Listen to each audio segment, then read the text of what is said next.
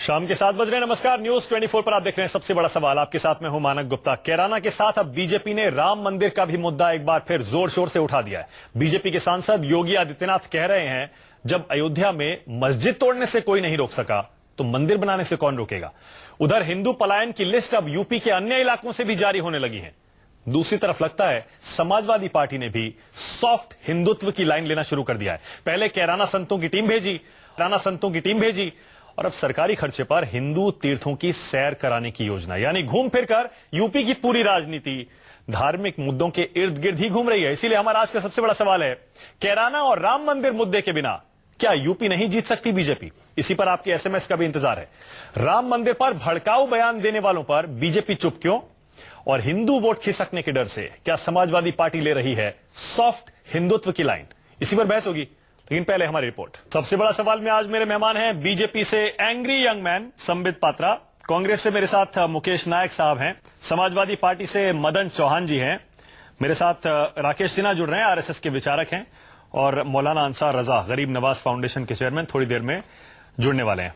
आप सभी का स्वागत है। मदन चौहान जी, पहला सवाल आप ही के लिए। मदन चौहान जी, आपको सीधी चुनौती है। योगी आदित्यनाथ बीजेपी के सांसद सीधी चुनौती दे रहे हैं कि मस्जिद तोड़ने वालों को कोई नहीं रोक सका तो मंदिर बनाने वालों को कैसे रोकेगा। आपका जवाब मदन चौहान जी।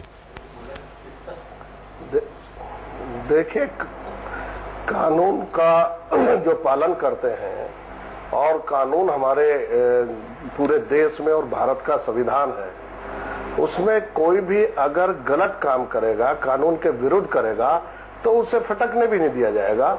ये कानून की परिभाषा है। तो कहने से और जुबानी बात से कुछ नहीं होने वाला है। अब वो इस तरह की स्थिति बिल्कुल नहीं है कि कोई भी कानून का उल्लंघन करे और ऐसी चीज पैदा करे जो समाज के लिए दुश्मनी बढ़ाने का काम करेगी। उसको रोकने का काम सबका दायित्व है, सरकार का भी दायित्व है। ऐसा बिल्कुल नहीं कोई उम्मीद, कोई किसी तरह की बातचीत होने का मतलब ही नहीं पैदा होता। मतलब इस तरह के मुंगेरी लाल के हसीन सपने योगी आदित्यनाथ या बीजेपी ना पाले, यही कह रहे हैं ना आप? यस, बिल्कुल बिल्कुल बिल्कुल बिल्कुल बिल्कुल। जवाब दीजिए संबित पात्रा, क्या यह सिर्फ गीदड़ भभकी है, मुद्दा बनाने की कोशिश है, धार्मिक भावनाएं भड़काने की कोशिश है, या वाकई में योगी आदित्यनाथ जो कह रहे हैं उसके पीछे कुछ है? देखिए, पहली बात तो है मुंगेरी लाल के हसीन सपनों का जहां तक बात है, मैं तो कहना चाहूंगा बड़े अदब के साथ और रिस्पेक्टफुली कि समाजवादी पार्टी 2014 में जो लोकसभा में उनका परफॉर्मेंस रहा है उस पर वो चिंतन करे। इस प्रकार से बड़े बड़े शब्दों का प्रयोग करके दूसरों के ऊपर मजाक करने का प्रयास ना करें।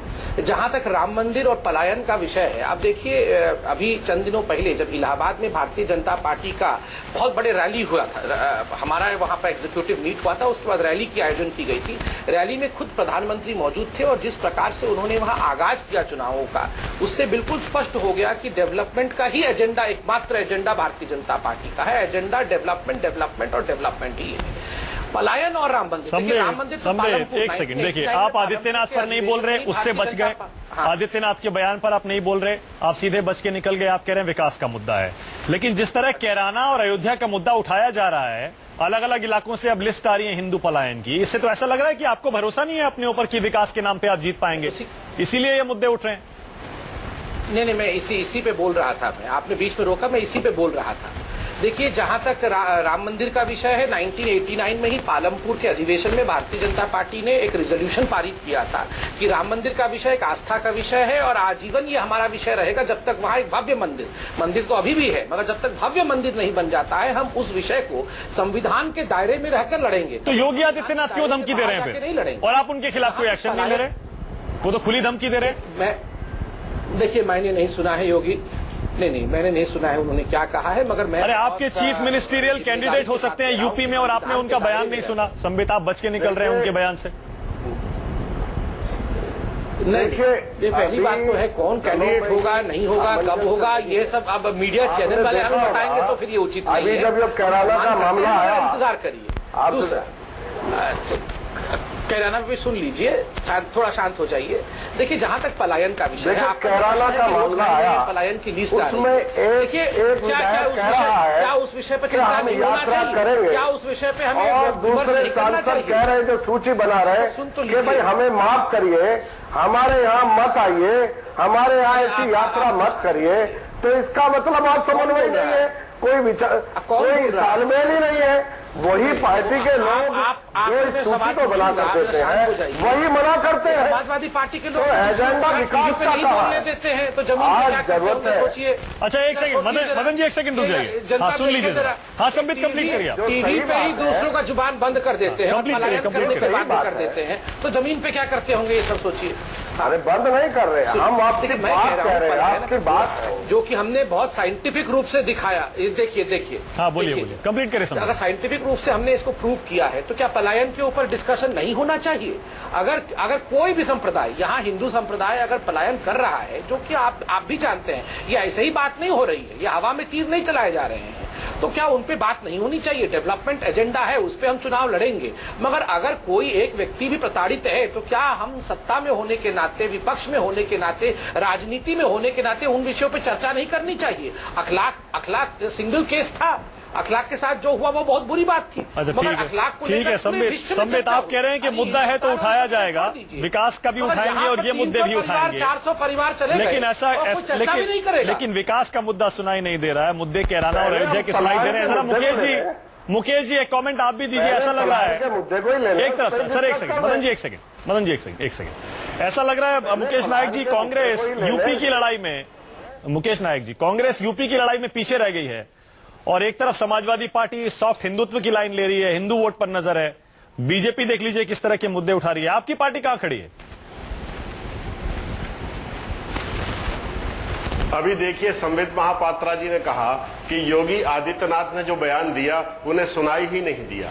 योगी आदित्यनाथ इनकी पार्टी के मेंबर पार्लियामेंट है, इनकी पार्टी के स्टार प्रचारक हैं, लेकिन जब वो कोई ऐसी विवादास्पद बात करते हैं तो इन लोगों को सुनाई ही नहीं देती।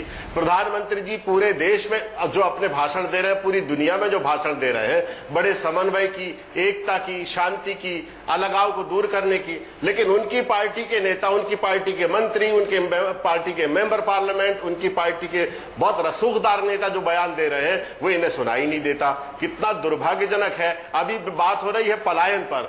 माननीय संबित महापात्रा जी, जब पलायन पर बात होती है तो अकेले बांदा और महोबा जिले में 7,62,000 लोगों ने पलायन किया है। वहां पानी नहीं है, रोजगार नहीं है, खाने को नहीं है। बुंदेलखंड जहां से मैं विधायक हूं, पन्ना, छतरपुर, टीकमगढ़, दमोह, सागर, हजारों लोग ग्रामीण क्षेत्रों में रोजगार, रोटी और पानी की तलाश में पलायन कर गए हैं। क्या देश में ये मुद्दा नहीं है? अच्छा राकेश जी, कहते हैं 2 साल से ठीक है आपकी सरकार है, मुकेश आपकी उपलब्धियां हैं, क्या आपकी उपलब्धियों को आप उत्तर प्रदेश की जनता के सामने नहीं रख सकते? ठीक है एक सेकंड, लेकिन राकेश जी देखिए, अब आरएसएस प्रमुख भी कह रहे हैं आज की तारीख में अगर पलायन होता है तो चिंता का विषय, वो भी इस मामले को गंभीरता से ले रहे हैं। लेकिन अभी तक जो तथ्य सामने आए हैं, कैराना को ही ले लीजिए, उस लिस्ट को सरकार ने पूरी तरह से फर्जी करार दे दिया है, पूरी तरह से फर्जी। अब बताइए ऐसे में आरएसएस प्रमुख का यह बयान कितना मायने रखता है? समझ लीजिए, अभी एक बात उन्होंने उठाई कि पानी के कारण लोग पलायन किए, बहुत अच्छी बात उन्होंने कहा, पानी के कारण, सूखे के कारण। तो पानी के कारण पलायन करना और सांप्रदायिकता के कारण पलायन करने में बुनियादी अंतर को समझिए। एक पलायन विभाजन को जन्म देता है, दूसरा पलायन सरोकार की बात सिर्फ करता है। मैं एक बात कहना चाहता हूँ, चुनाव तो देश में होगा, कभी बीजेपी जीतेगी, कभी कांग्रेस जीतेगी, कभी समाजवादी पार्टी जीतेगी, लोकतंत्र है तो चुनाव होता रहेगा। लेकिन इस देश को रहना है, वोट में छेद करके सवारी नहीं कर सकते। मैं कह रहा हूं कैराना की घटना में लिस्ट में 50 गलतियां हो सकती हैं। कैराना के घटना का इंटरप्रिटेशन गलत हो सकता है, लेकिन 3 तथ्य का कोई निर्विवादित हैं। पहला, वहां से लोगों का पलायन हुआ, वो पलायन ड्राउट के कारण नहीं हुआ, पानी के कारण नहीं हुआ। यदि रोजगार की खोज में पलायन हुआ, परिवार पलायन किया है, तो मुझे बता दें कैसे दूसरे संप्रदाय के 4 परिवार का पलायन किया है क्या? दूसरी बात, 3 बातें की गई, आर्थिक बहिष्कार, राकेश जी मुस्लिम परिवारों की लिस्ट भी आई है, तीसरा डिग्निटी में, अरे मेरी बात सुन लीजिए, मैं पूरी कर लूं, मैं कर नहीं रहा हूं। तीसरा डिग्निटी पर सवाल, कैराना एक स्थानीय समस्या है, लेकिन उसके मुद्दे राष्ट्रीय है। मैं इसलिए कहता हूं कैराना को कैराना रहने दीजिए। कैराना का राकेश जी, लेकिन तथ्य भी तो होने चाहिए उसमें। जो लिस्ट हुकुम सिंह ने जारी की, मेरी बात सुन ले, उसमें तो तमाम तरह की गलतियां हैं। यूपी सरकार कह रही है फर्जी है लिस्ट, उसमें कुछ दमी नहीं है। अरे हुकुम सिंह, मैं बस 10 सेकंड में पूरी कर रहा हूँ, 10 सेकंड लीजिए जी। हुकुम सिंह और समाजवादी पार्टी पीछे छूट गए हैं। उत्तर प्रदेश से छपने वाले 2-3 अखबार, मैं अखबार का नाम ले लूंगा, चैनल पर नाम लेना ठीक नहीं है, व्यावसायिक चीजें हैं। 2-3 अखबारों का आप अध्ययन कर दीजिए, या तो अखबारों पर सांप्रदायिक केस लाया जाए, राज्य सरकार केस करे। अलीगढ़ के क्षेत्र हैं, वेस्टर्न यूपी के क्षेत्र हैं जहाँ पलायन हो रहा है। मैं कह रहा हूँ इसको हिंदू मुस्लिम डिस्कोर्स से मत देखिए। हाँ बिल्कुल, स्थानीय स्तर पर क्राइम और कम्युनिज्म का कम्युनिज्म का कॉल्यूशन है। सुन लीजिए, अंतिम साहब सुन लीजिए। सांप्रदायिकता अपराध के नीचे शरण ले रही है और अपराध सांप्रदायिकता के साए में पड़ रहा है। इस साए को हटाना पड़ेगा, नहीं हटाएंगे तो इसका अच्छा ठीक है राकेश जी, एक सेकंड, ठीक है, आपका पॉइंट हो गया, आपका पॉइंट एकदम साफ है, ठीक है, आपका पॉइंट क्लियर है कि लॉ एंड ऑर्डर का इशू है, राज्य को, समाज को, ठीक है। आप कह रहे हैं कानून व्यवस्था का मसला है, लेकिन उसमें सांप्रदायिक या कम्युनल एंगल भी है। ठीक है राकेश जी, एक सेकंड, देश का विभाजन कराया था। ठीक है मौलाना अंसार रजा, पहले तो मैं योगी आदित्यनाथ के बयान पर आपका रिएक्शन चाह रहा हूं। योगी आदित्यनाथ कह रहे हैं कि जब मस्जिद तोड़ने से अयोध्या में कोई नहीं रोक पाया तो मंदिर बनाने से कौन रोकेगा। हालांकि संबित पात्रा उस पर कुछ भी कहने से बच रहे हैं। नहीं, लेकिन संबित साहब की मजबूरी है। मैं कह रहा हूं समाजवादी पार्टी सरकार के लिए चुनौती नहीं है, खुली चुनौती। देखिए संबित की बहुत बड़ी मजबूरी है। डॉक्टर संबित पात्रा बहुत सुलझे हुए आदमी हैं, वो योगी जैसों को तो कुछ समझते ही नहीं है। अगर समझते तो उनकी आप भी नहीं समझते क्या? हम भी कुछ नहीं समझते। नहीं? उनकी जबान की वैल्यू गिरड़बप की है। बिल्कुल। किस लिए? इसलिए कि देखिए ना तो उनकी वैल्यू उनकी पार्टी में कोई है। वो तो सीएम कैंडिडेट की उनकी चर्चा चल रही है, चर्चा चले, वो तो प्राची चला रही है ना, वो उनकी एक कैंपेन अलग चल रही है। बीजेपी में उनकी बात की कोई अहमियत नहीं है। जब तो संबित पात्रा ने इनकार कर दिया, कार्रवाई भी तो नहीं होती उनके खिलाफ, इसीलिए कार्रवाई नहीं होती कि उनकी कोई वैल्यू नहीं है। दूसरी चीज, जहां तक बाबरी मस्जिद का सवाल है या ढांचा गिराने का सवाल है, कानून अभी हिंदुस्तान में जिंदा है। समाजवादी पार्टी सरकार पे भरोसा है आपको? समाजवादी पार्टी और बीजेपी दोनों नूरा कुश्ती कर रहे हैं। ये यूपी सरकार पे भरोसा है ना आपको? नहीं, अरे साहब, यूपी सरकार पे भरोसा होता तो कैराना में जो जैसे 5 पंडितों को भेजा था, 5 मौलाना लोगों को भेज कर देख लेते ना, तब रिपोर्ट आती ना सामने। ये सब तमाशा कर रही है। आपको लग रही है समाजवादी पार्टी यूपी इलेक्शन से पहले बीजेपी की लाइन ले रही है? बिल्कुल 100% ये बीजेपी को पीछे छोड़ देगी। जो मुद्दे हिंदुत्व की लाइन में ये पीछे छोड़ जाएगी समाजवादी पार्टी, और बीजेपी हाथ पे हाथ धरे रह जाएगी कि ये क्या हो गया, हमारे मुद्दे सपा ले गई है। इसलिए कि उनकी समझ में आ रहा है कि अब अगर उत्तर प्रदेश जीतना है तो वही लाइन हमें लेनी पड़ेगी जो मोदी जी ने। इसलिए कि मोदी जी 26 रैलियां करके बिहार में मात खा गए, तो कहीं ऐसा ना हो कि उत्तर प्रदेश में भी यही सारी। मदन जी देख लीजिए, 2-3 आपको उदाहरण दे रहा हूं। पहला तो ये कि संतों की आपने टीम भेजी कैराना, सरकारी रिपोर्ट आ गई, उसके बावजूद संतों की टीम आप भेज रहे हैं। उसके बाद आपके शिवपाल यादव जी अयोध्या जाके संतों की बड़ी तारीफ कर रहे हैं, भूरी भूरी प्रशंसा कर रहे हैं, कह रहे हैं राम हमारे दिल में बसते हैं। और अब आपने ये फ्री में, मुफ्त में, सरकारी खर्चे पे हिंदुओं को तीर्थ कराने का एक नया योजना ये शुरू की है। तो ये साफ लग रहा है कि मौलाना मुलायम से राम भक्त, लोग कह रहे हैं मौलाना मुलायम से अब राम भक्त हो गया। देखिए कोई कुछ भी कहता रहा है, जुबान पे कोई किसी के लगाम नहीं लगा सकता। लेकिन हम इतना कहना चाहेंगे, ये जो प्रदूषित राजनीति करते हैं लोग, आप देखिए पलायन की जिन लोगों ने बात की, किसी ने कहा जब तक लोग आएंगे, जब तक आएंगे नहीं तब तक हम अपना अभियान जारी रखेंगे। जो लोग गुजर गए, आप पलायन पे चले गए, मैं सवाल कुछ और, इधर आइए ना, चले गए। मैं कह रहा हूं आप सॉफ्ट हिंदुत्व की लाइन क्यों ले रहे हैं सर? इस बात का समाजवादी पार्टी को क्या इस बात का अभ्यास हो गया है कि उत्तर प्रदेश में मुसलमान वोट नहीं देने वाला? इसीलिए तो जो राज्यसभा की सीटें आई, एक भी मुसलमान आप उसमें लेकर नहीं आए। आपको अंदाजा था छात्रों को लेकर के आएंगे तो मजा आ जाएगा। ऐसे सब एक साथ बोलेंगे समझ नहीं आएगा। राकेश जी, हमेशा पूर्व से किसी पार्टी ने खुलकर के इतना कुछ बात नहीं की। जितनी समाजवादी पार्टी ने की है। मदन जी, और मैं जहाँ तक तस्वीरें उसकी दिखा रहा बात हूं, है, हिंदुओं को जो मुफ्त हमारा में तीर्थ एजेंडा करवाने विकास के लिए का, आपने ट्रेन आज चलाई आप है सरकारी देखिए, खर्चे पर। सरकार सर, एक में सेकंड, जितने मदन काम के आ रहा हूं मैं उसी बात। मदन जी, मैं ये कह रहा हूँ मैं अच्छी बात उसी है पे जो आ आप रहा कर हूं। रहे हैं, मैं उसी पे आ लेकिन रहा एक हूं। तरफ आपकी इमेज देखिए, होती थी मौलाना आज जिस तरह मुलायम से की। विकास कार्य चल रहे हैं। अरे सर, सुन अब लीजिए। मुलायम राम सिंह यादव हो गए। सवाल को सुन बढ़ के आ रही लीजिए, है मदन जी। और हमारी विकास दर बढ़ रही है, आम आदमी की आय बढ़ रही है। मदन जी। उसको देखते हुए एजेंडा हमारा। अरे बंदी मदन ट्रॉफी जी, लेके सुन मत चलो। लीजिए, वही सवाल पूछ रहा हूँ। मदन जी, अरे सुनिए ना खिलवाड़ सर। करेगा। अरे मदन चौहान जी, सुनिए ना। साथ कोई खिलवाड़ करेगा। अरे तो मदन समाजवादी चौहान पार्टी जी, उसको- मदन चौहान जी, सवाल तो सुन लीजिए सर। अरे अब देखिए, बंदर अब ट्रॉफी आपने पे मत अब चलो जैसी ना। ट्रेन आपने तीर्थों के लिए चलाई है वैसी हमारे शो पे चला शो दी। पे सर चला- सुनिए मैं एक बात ट्रेन पूछना मत चाहता हूं। चलाइए। मदन जी एक बात बता दीजिए, एक बात बता अरे दीजिए। तीर्थों के लिए चला बुजुर्ग अच्छा सुनिए, बुजुर्ग हर चलिए बिरादरी का होता है। एक सवाल का जवाब मेरा दे दीजिए मदन जी। क्या हमारे मुस्लिम वृद्ध नहीं गए? अच्छा, अच्छा सुन तो ठीक लीजिए। है, आप एक बताइए। अरे मदन भाई एक सवाल का जवाब दे दीजिए। क्या मुलायम सिंह यादव जी के दिल में इस बात का डर पैदा हो गया है क्या मुसलमान उनके हाथ से निकल गया, इसलिए कोई भी राज्यसभा में उन्होंने मुसलमान नहीं भेजा कि अब ठाकुर जितना मुसलमान कटेगा उतना ठाकुर ले आएंगे? क्या ये बात सच्चाई है? देखिए, ये आप बात को डाइवर्ट ना करें। अरे सुन लीजिए। माननीय नेताजी को और माननीय मुलायम सिंह यादव जी के दिल में हमेशा मुस्लिम भाइयों का एक आस्था है और तो एक राज्यसभा की सीट क्यों नहीं दी? बोलने दीजिए, उनके साथ सुनिए तो समर्पण है, ऐसा कुछ नहीं है। हाँ। उसे डाइवर्ट नहीं करेंगे।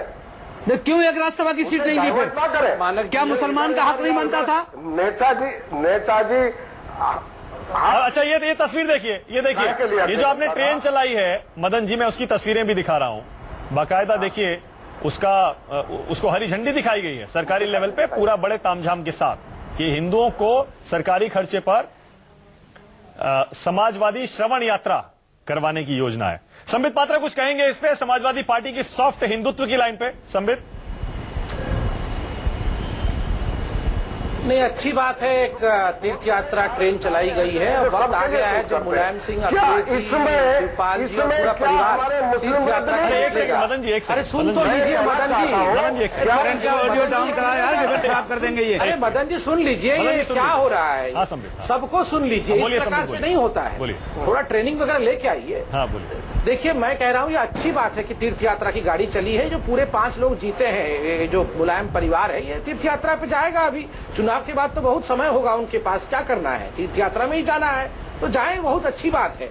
और मानक जी, मैं भी थोड़ा सा ये तो आपकी सोच है। बार बार जो ये कह रहे आप हैं ना कभी कि इधर-उधर भटक सरकारी रहे हैं। खर्चे पर हिंदू कभी लोग, कभी सरकारी पलायन की खर्चे बात पर हिंदू करते हैं, लोग कभी तीर्थ पे चले आपका मुद्दा ही जाएंगे। दूसरा है। यही अगर हमारे मुसलमान भाई जाते तो आप लोग एक बार भी नहीं कहते। अरे मदन भाई, थोड़ा शांत तो हो जाइए, थोड़ा शांत हो जाइए। यही अगर हमारे मुसलमान भाई हज पे जा रहे होते हैं हमारे तो मानक जी मुसलमान बिल्कुल भाई नहीं भी मुझे कहते। योजना से फ्री में जाया ही नहीं जाता, होता ही नहीं फ्री में हज। सारे बुढ़े हिंदू, बुढ़े हमारे दादाजी दादी जी चले अरे गए। साहब, उन्हीं बुढ़ों के दम पे जीत के आए हो संबित जी। चलिए, हमें क्या आपत्ति- बेइज्जती कर रहे हो आप नहीं, बुढ़ों नहीं, की? एक से हमें आपत्ति नहीं है। आप बुढ़ों की बेइज्जती कर रहे हो यार, उन्हीं बुढ़ों दादाजी के दम पे दादी जी जीत के चले आए हो। गए तो आप लोगों को इतना परेशानी हो रही है? अरे हमें कोई दिक्कत नहीं है यार, अरे वही तो कह एक रहा हूँ, ट्रेन नहीं है तो हमारे 25 दादाजी ट्रेन दादी जी भेजे। चले गए। चाहते हैं। अरे दादाजी बोल रहा है, उनको सुन लीजिए। आप बोल रहे हो ना यार, पहले तो दादाजी बुढ़ाई कह रहे थे। आप लोगों को इतनी परेशानी हो रही है? हिंदू भी जा 10 बार सकता है, बोलना मुस्लिम पड़ रहा है भी जा सरकारी सकता है। सरकारी खर्चे पर।